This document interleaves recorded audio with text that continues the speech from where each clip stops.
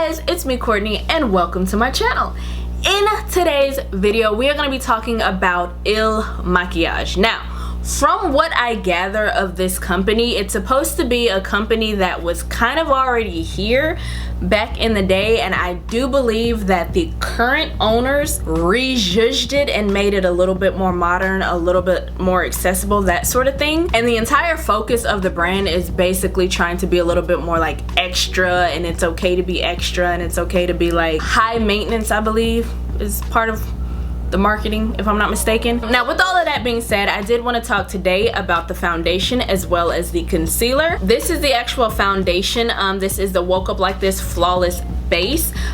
It is $44 for 1 ounce and comes in 50 shades. They chose for me the shade 140, which a little bit later in the video I'm going to actually talk about the whole choosing system. But as far as the claims, it does claim to be lightweight. It does claim to be like a medium to full kind of buildable type of situation with a natural matte finish, which you guys will see in the video.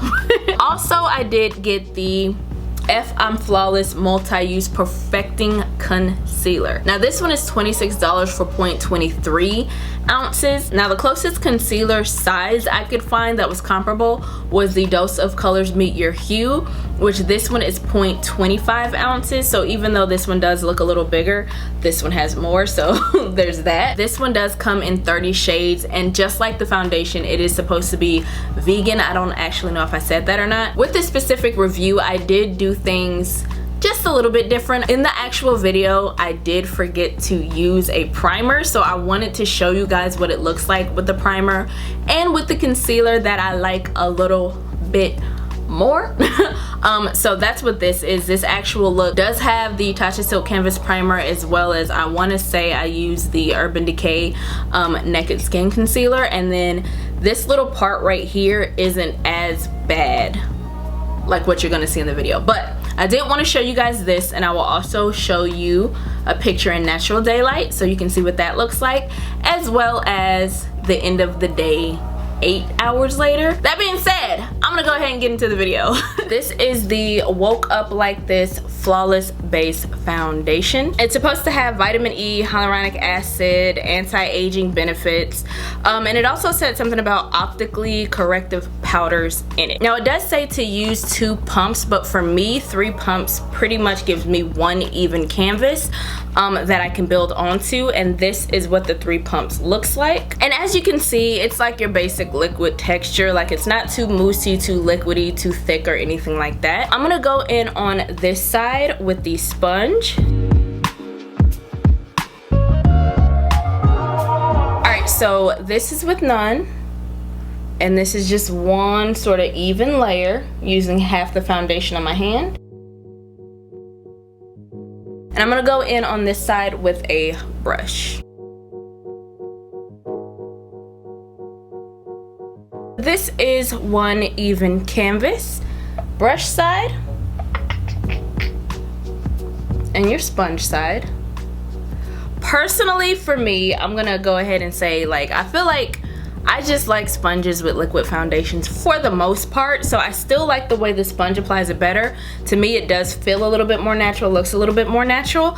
The brush side, to me, does give you more coverage. However, for me and the way that I've been liking to wear my makeup lately, I prefer sponge with this foundation. Another thing with this foundation, it does actually have a dry down. I never feel like it's like so dry that it's tightening my skin sort of thing, and it doesn't oxidize or get any oranger or deeper or anything like that on my skin tone, which most matte foundations that have that dry down do. So I do appreciate that about this. I do feel like the actual foundation itself does spread pretty nicely. It is a buildable coverage, and it's still lightweight even if you build it, so I really appreciate that about this as well. It does have the slightest like rosy scent. I don't mind scents, but I just feel like in my foundation and stuff like that, it's not necessary, you know what I mean? So I could do without the scent, but it does fade away throughout the day. But I did want to mention that there is a rosy kind of scent to it, and as you can see, like, I think now it's pretty dry. Yeah, so now it's completely dry, and as I'm touching it, I'm not gonna get any transfer which I do think is pretty awesome. Alright, so now we're gonna go into the, I'm not gonna curse on my channel, but the I'm Flawless Multi-Use Perfecting Concealer. Alright, so now this one does come in 30 shades, and as I mentioned, I did get shade 9. And now for the concealer, I do feel like it's creamy. To me, it's along the lines of like the NARS Radiant Creamy Concealer. This concealer does have a full coverage, but you kind of have to play with it.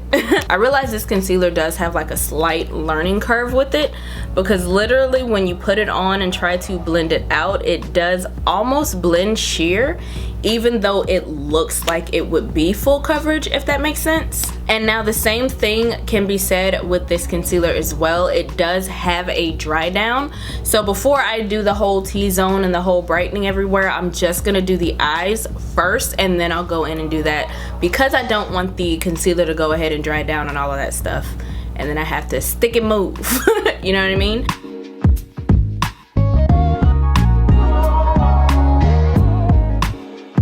Now this is just one layer of the concealer, and as you can see, like, it does conceal, but I for me like a little bit more. Like, I like this part right here to be completely covered. And the thing about it is, when I add powder, it is going to sort of suck up into that section and make that deeper. So I'm gonna add a little bit more right here, but I did want you guys to see that. If you're somebody that just has beautiful under eyes, no wrinkles, no dark circles, this concealer does dry by itself, so you may not need to, but just for my sake, I'm gonna add a little bit more, and then I'm going to set it with my Too Faced Peach Perfect.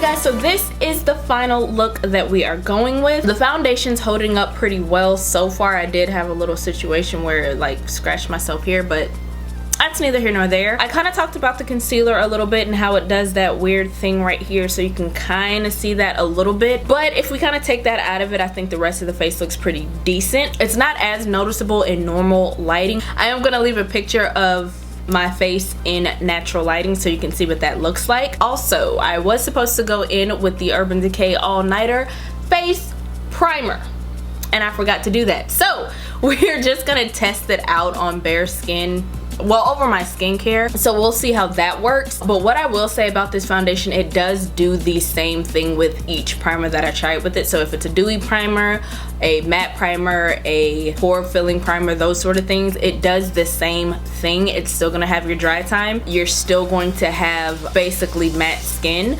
So it's a pretty consistent product as far as that goes. So right now it is 3:23. But yeah, so I'm gonna go ahead and get out of here. I'll see you guys in a minute. Alright guys, I am back, and this is what my face is looking like.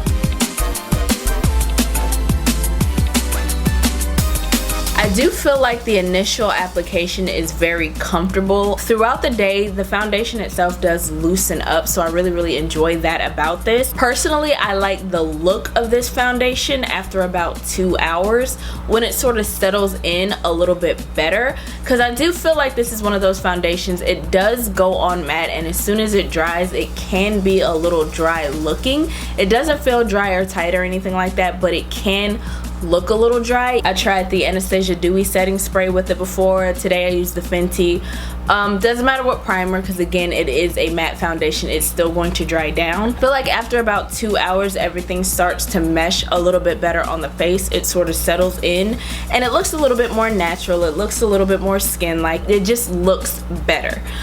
So I would recommend, if you are going to try this foundation out or use this foundation and you have dry skin like me, literally I would put it on about 2 hours before it's time to go, and just give it time to settle. And I think once it settles, it's a very beautiful foundation. I do feel like this foundation does give a good amount of blur. Today I didn't actually use a primer, but with or without, it actually still looks pretty blended and blurred throughout this area. I do have a little bit of oil coming in through here, a little bit of oil on the side here, a little bit of oils down here, but overall I don't think it looks the worst, and we will take a little powder test so you guys can see what it looks like remattified. It does crease and get into the smile lines a little bit more than I like. As far as the feel of it right now, I do feel like it's still comfortable if you're used to makeup. If you're somebody that is a little bit newer to makeup, I would think that this might feel a little bit heavy for you, which, by the way, I don't even think I said it. It is 9:52. I think we stopped at like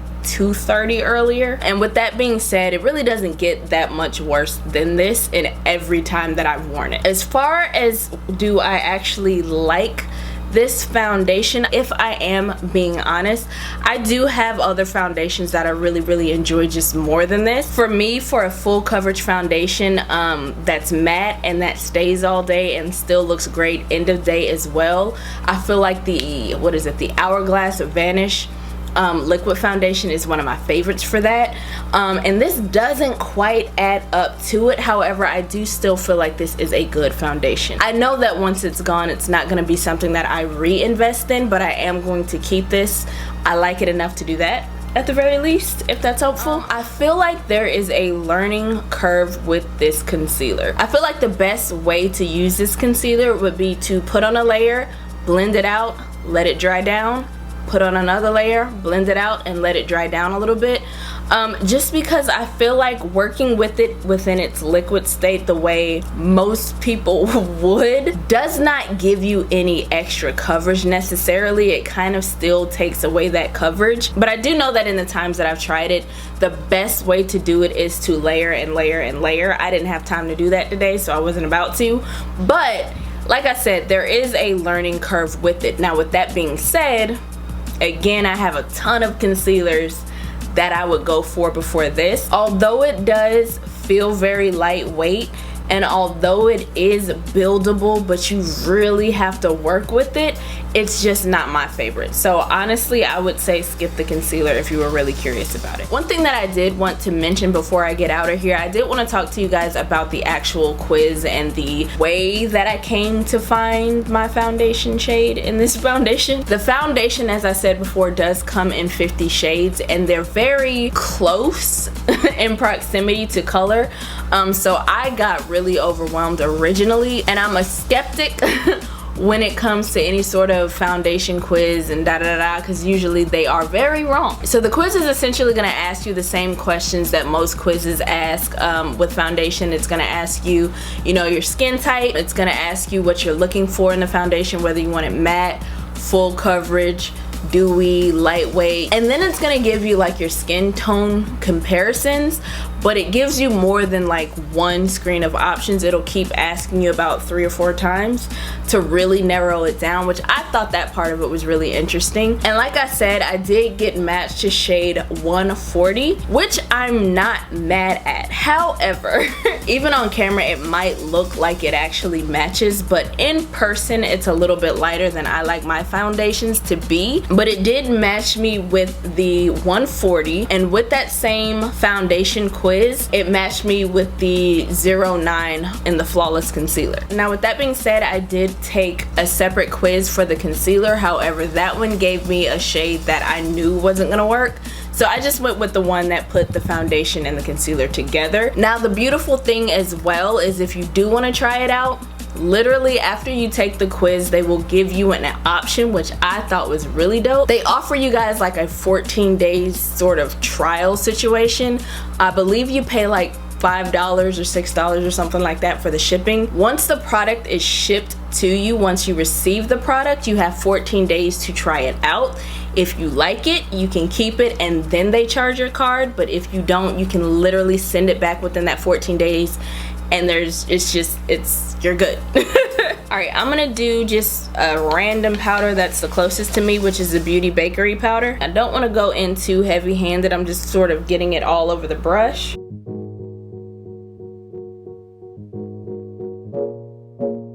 With the powdering, it did take away a lot of the oils, and I feel like from afar it still looks good. However, when I look up close, I can see that sort of oil meets powder situation right here and right here. So not crazy about that, but literally right here and everywhere else that I put it looks okay. So maybe blotting paper around this area might work a little bit better instead of repowdering. Alright guys, I hope this video was helpful, informative, all that jazz. If so, please give me a thumbs up. Be sure to like, comment, and subscribe. Share the video if the mood suits you, and I will see you guys in the next one. Bye.